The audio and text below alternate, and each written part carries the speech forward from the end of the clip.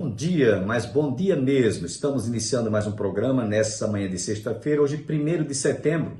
Estaremos nesses dias iniciando a Semana da Pátria, como nós precisamos de orar muito por nosso país. Nessa manhã você terá a oportunidade de ouvir o pastor Antônio Júnior trazendo uma reflexão sobre missões. Sem perda de tempo, quero deixá-los com o pastor Antônio Júnior.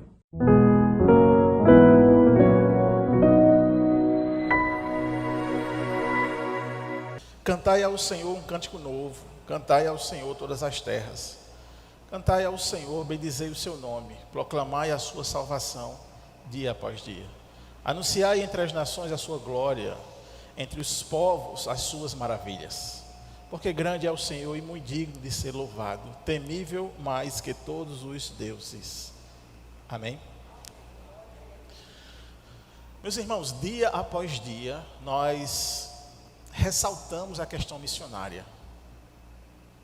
E o fato que nós constatamos é que missões, uma parte vital, essencial na igreja, continua sendo colocado em planos secundários.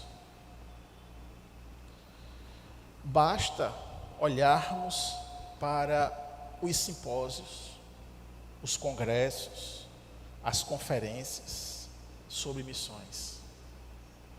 As salas ficam esvaziadas. O caixa é desnutrido. E os voluntários escassos.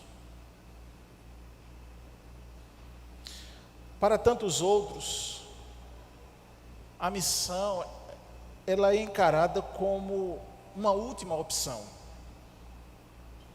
O que eu quero dizer é que muitos estão encarando missões ou ser missionário como uma última opção de carreira de vida. Ele tentou ser médico, ele tentou ser advogado, ele tentou ser empresário, ele tentou qualquer uma carreira, mas não deu certo, então vamos ser missionário. E essa ideia é que tem sido até mesmo divulgada. Ah, tu não conseguiu, então vai tu mesmo. E com isso a gente percebe e recebe uma herança de sofrimento, de constrangimento, de frustração. Porque missões, de acordo com o que as Escrituras nos ensinam, ela jamais deve estar em um modo secundário, terciário. Ela tem que ser sempre a primazia de uma igreja, porque é isso que Deus reflete para a sua própria igreja. Portanto, toda vez que nós relegamos missões a um plano secundário, nós estamos pecando contra Deus. Esse pecado individual pode se refletir num pecado coletivo de toda uma comunidade.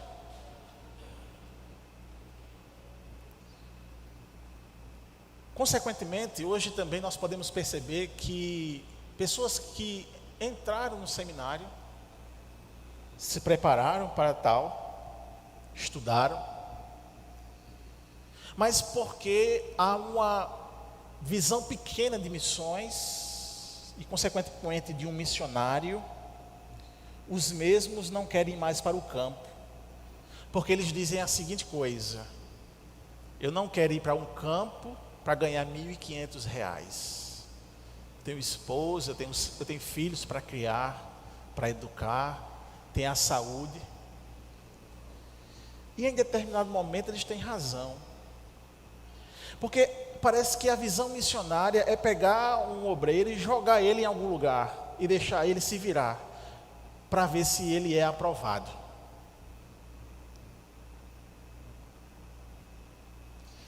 Certa vez eu conheci um jogador de futebol profissional. Ele jogou em grandes clubes do Nordeste e do Sudeste. E ele chegou mesmo a jogar na Europa. Após algumas amargas decepções provocadas por lesões em sua perna, em meio a esse processo, ele foi evangelizado. E com a esperança de que Jesus devolvesse a ele o estrelato futebolístico, ele começou então a professar a fé em Cristo Jesus. E o mesmo fez isso de tal forma que se entusiasmou enquanto não conseguia nenhum contrato com um clube. Ele colocou no coração então de que provavelmente seria um missionário ou um pastor. Mas ao passar dos anos, o que se percebeu foi a decepção em meio às igrejas a qual o mesmo frequentava e o saltar de várias comunidades na pretensão de chegar em uma e ser então aclamado como missionário ou pastor. A visão totalmente deturpada daquilo que de fato é um chamado. Esse exemplo dessa ilustração de que eu mesmo conheci pessoalmente é um exemplo de tantos outros irmãos que, sem compreender o chamado, a vocação ou o dom, se enveredam então pelos caminhos da missão e se frustram. Eu quero dizer aqui também, definitivamente, que o chamado para a obra não é a última coisa, não é o segundo plano, não tem nada a ver também com uma carreira de sucesso. O chamado para a obra é glorificar ao Senhor. O chamado para a obra é um atendimento a Deus, dado a sua paixão por Ele. O chamado à obra, antes de tudo, é um compromisso sério com Deus Todo-Poderoso. Na igreja, também, ao invés da nossa visão de Deus ser grandiosa, porque Ele é glorioso, é comum perceber como se apresenta comportamento de desprezo por Deus. Em vez de colocar Deus no centro, o elencamos como algo secundário, obscuro, sem valor. Se tem a sensação de vazio, impotência. Os pensamentos a respeito de Deus tornaram-se vago, impotente e sem conteúdo. E na maioria das vezes as palavras podem sair das nossas bocas, mas pergunte a um cristão normal o que sabe a respeito da glória deste Deus para quem pretende viver. E a resposta será extremamente breve, porque o conceito que ele tem de Deus é limitado, é fraco.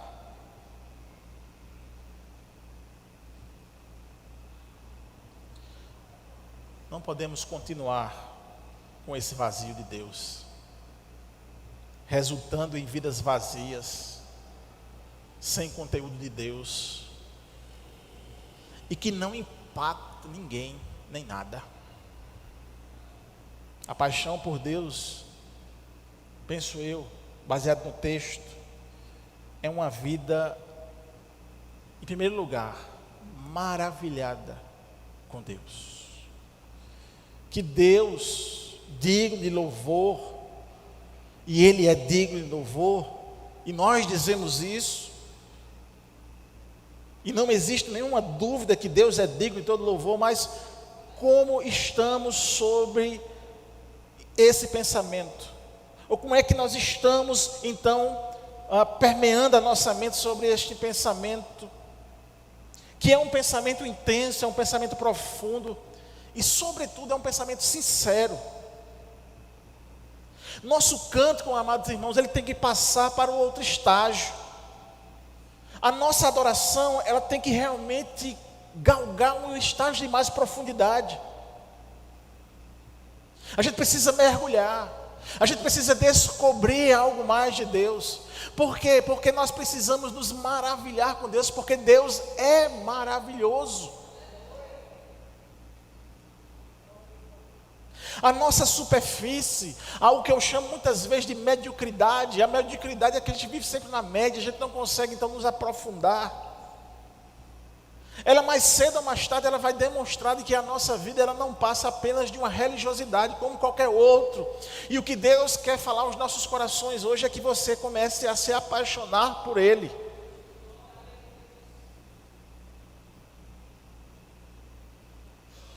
Como podemos pregar sobre Deus, falar da salvação que Ele providenciou, não sendo um entusiasta do seu ser?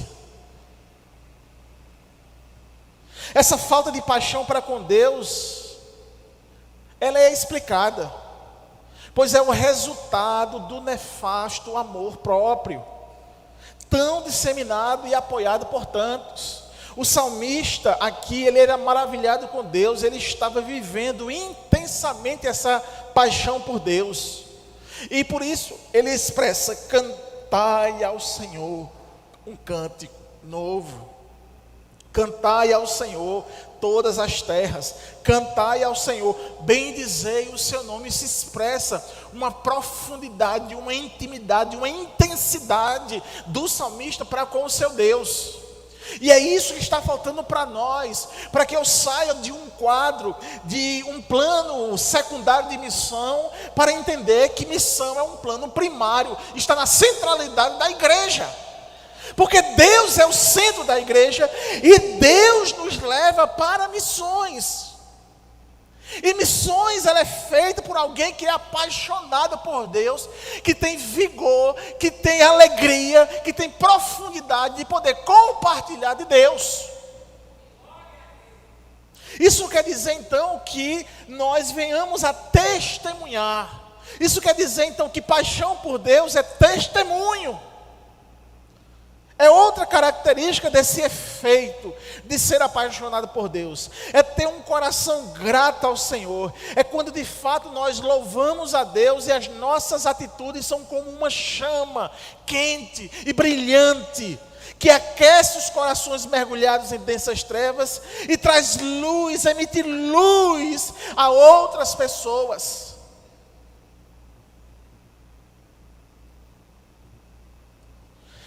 E as outras pessoas então perceberá o Deus ao qual nós servimos e falamos. Isso será percebida por outras pessoas. Falaremos ao coração, levando outras pessoas a reconhecer esse favor divino. Amados irmãos, o exemplo, o testemunho nosso induzirá outras pessoas ao mesmo exercício de devoção e de entrega ao Senhor. Portanto, se você está reclamando de alguém que é vazio de Deus, talvez você que esteja tão vazio que não consegue incendiar o coração da outra pessoa. E não consegue alcançar o coração de outra pessoa. Talvez você não tenha o entusiasmo que precisa ter ao servir a Deus. E aí precisa você deixar de olhar de lado e começar a olhar para o Senhor e despertar no seu coração essa paixão ardente que aquece os nossos corações. E esse testemunho que eu falo é um testemunho sim para com os de fora, para aqueles que não conhecem, mas também um testemunho para a igreja, com a igreja. Quando temos o nosso coração grato, e isso redunda em louvor, em ações de graça, e isso leva os irmãos da igreja a se alegrar junto conosco. Engrandecei ao Senhor comigo, e todos a uma ali exalte o seu nome. A coletividade, a unidade, a comunhão, isso faz parte de pessoas apaixonadas por Deus, e isso é efeito de missões.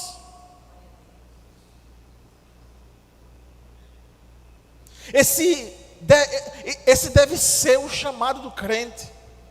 Para nós, a expressão exata disso é quando nós nos reunimos na igreja. É um momento em que juntos em comunhão engrandecemos a Deus. E isso requer também de nós um chamado. Precisamos nos voltar ao Todo-Poderoso. e buscar sem cessar a sua glorificação. Isso significa que Deus sempre terá na vida do crente o primeiro e o último lugar.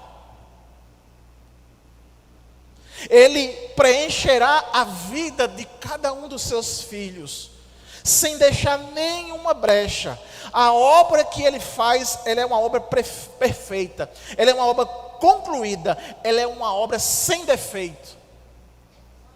E uma igreja entende seu chamado quando missões está no centro das atividades dessa igreja. Proclamai sua salvação dia após dia. Deus nos move por uma visão triunfante de um Deus grandioso. Significa ter um Deus que está no centro da nossa vida. A igreja que evidencia a centralidade em Deus, através da promoção de missões, evidencia que a vida da igreja é movida pela realização constante de missões.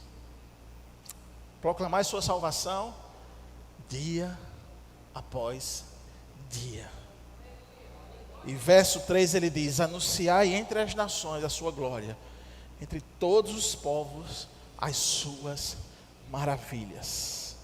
O bendito chamado da igreja para missões é o despertador de milhares de pessoas que coloca a missão como a centralidade de sua vida, e isso reflete a centralidade da igreja.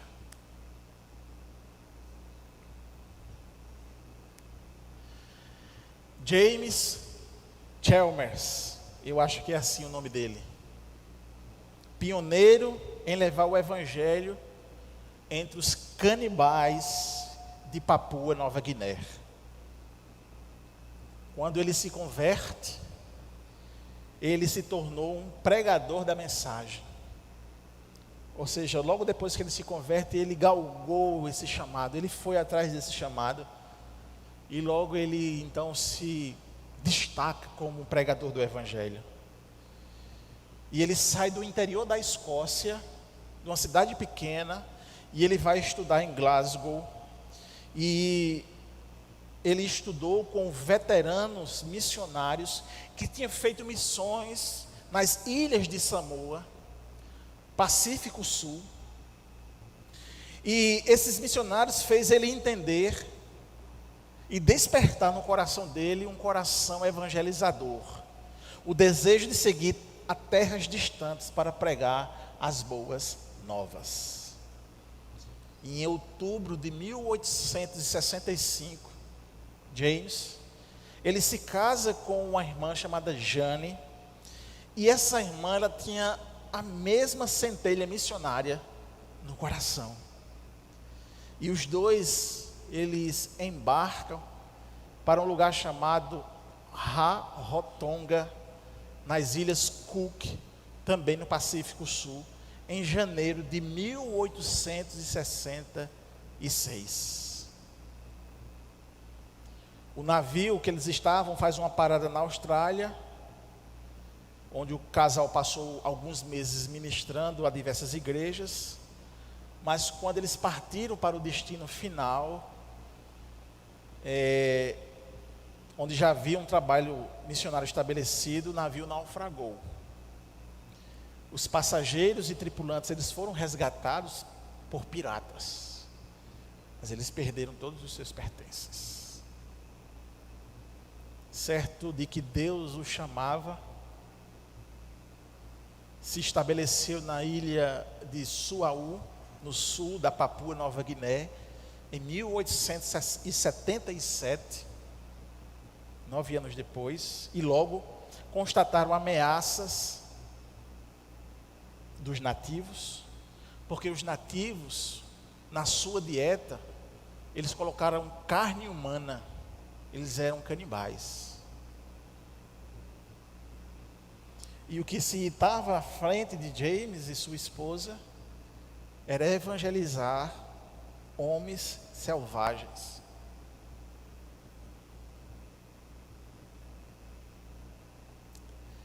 eram recorrentes os roubos aos seus pertences, conflito entre as tribos rivais. Eles testemunharam os conflitos, e quando uma tribo rival que entrava em conflitos e matava essa tribo, os mortos eram levados para serem cozinhados. Mesmo assim, depois de 1 ano na ilha, os missionários começaram a colher alguns frutos do trabalho evangelístico. Vários nativos se converteram a Jesus. James passou então a navegar para o leste, visitando outras tribos. E quando chegava a uma praia, ele abria o guarda-chuva, o guarda-sol, ele riscava um fósforo ou fazia outra coisa que despertasse a curiosidade dos nativos, assim estabelecendo um contato e travando amizade com eles. Contudo, havia aldeias que eram muito violentas, das quais era necessário fugir rapidamente, a fim de não ser pego. Infelizmente, no dia 8 de abril de 1901, James e um grupo de missionários desembarcaram em uma praia conhecida como Ponto de Risco.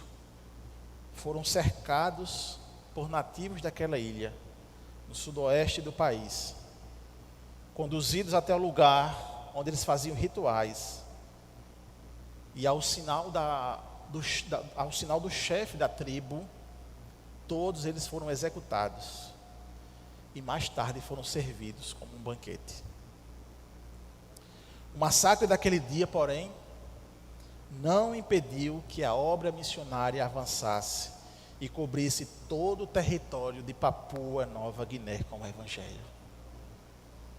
Graças aos esforços de James e de sua equipe, que seguiram seu exemplo, atualmente 95% da população do país se identifica como cristã.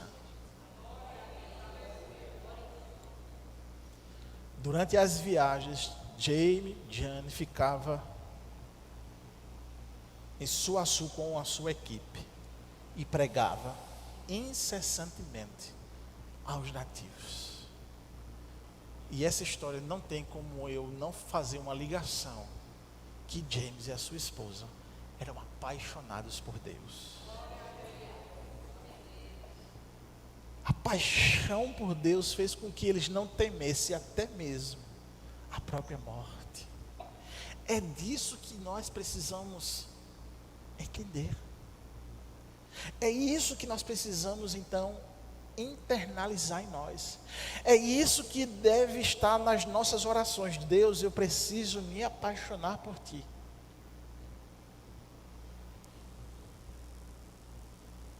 Porque quando tivermos essa paixão por Deus, aleluia, obrigado, diácono, mais uma pedra na sua coroa, né? Como diz.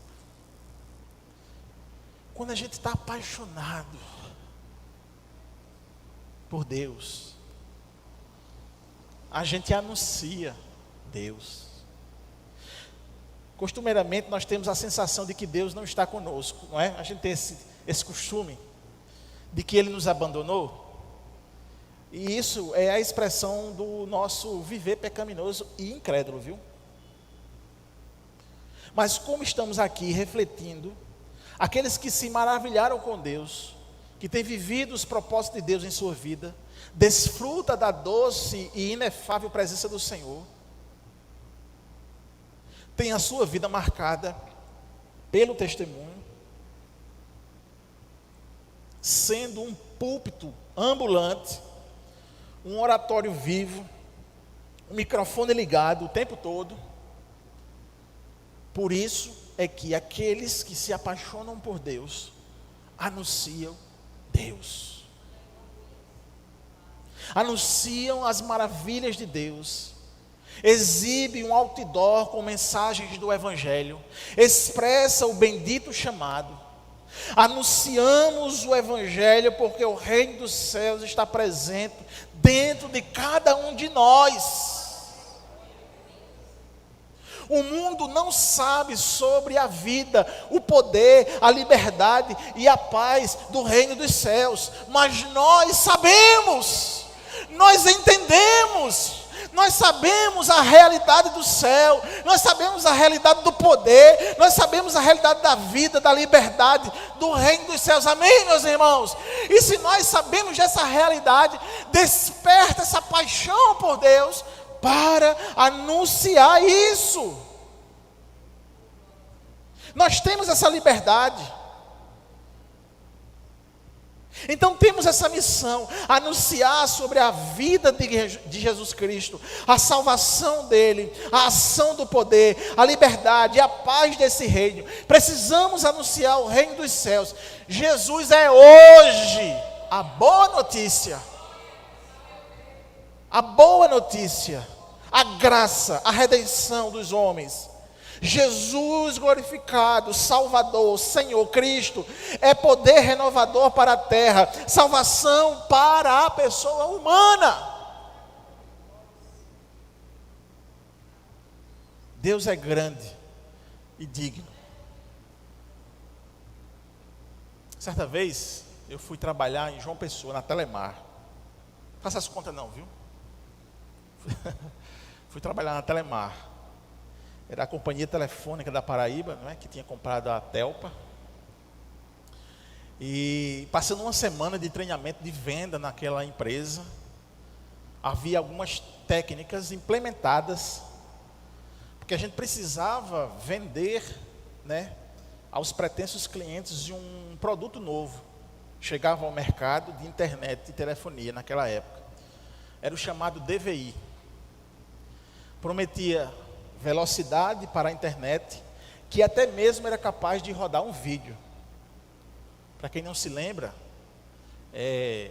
as internets discadas, ela não rodava vídeo. Então quando chegou o DVI com uma velocidade maior, a gente podia ver vídeos, não é? Mas não tinha stream não, tá? E eu me lembro que o chamado DVI, ele prometia velocidade para a internet, e era algo surpreendente para a época. O produto,